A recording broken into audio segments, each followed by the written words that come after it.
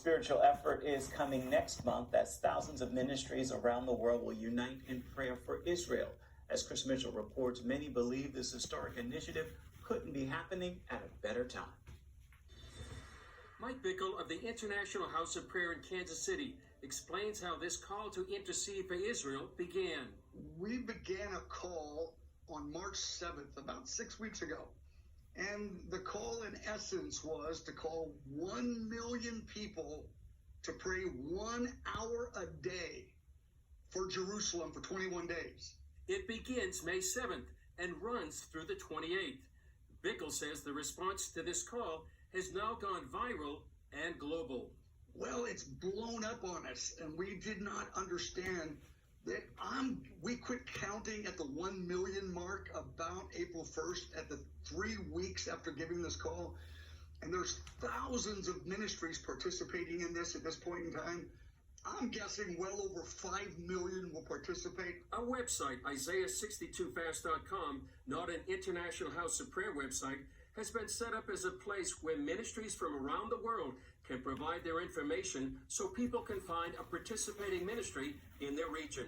We want to inspire and be catalytic in an escalation of the global conversation of the biblical narrative for Israel. So we want lots of ministries talking to lots of new people about it. And we have right now 100 languages this is translated in. The scripture chosen to focus on during the time of prayer is Isaiah chapter 62. It's 12 verses, line upon line, glory of God for Jerusalem. I don't know of any other chapter that has more divine information about God's purpose for Jerusalem than Isaiah 62. Bickle expects this fast will accelerate global prayer for Jerusalem. But let's go forward a year from now, 2 years from now. Those 5 or 10 million people, they all have 2 or 3 friends.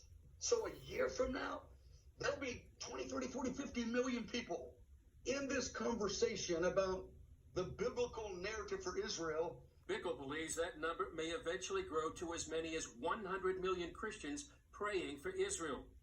The initiative will culminate here on the southern steps of the Temple Mount on the day of Pentecost, May 28th. Bickle says with the unprecedented divisions within Israel right now, and the looming threat of a nuclear Iran, he sees this as for such a time as this moment, an opportunity for the church worldwide to stand in the gap for Israel, as Queen Esther did thousands of years ago for the Jewish people. Chris Mitchell, CBN News, the Southern Steps, Jerusalem.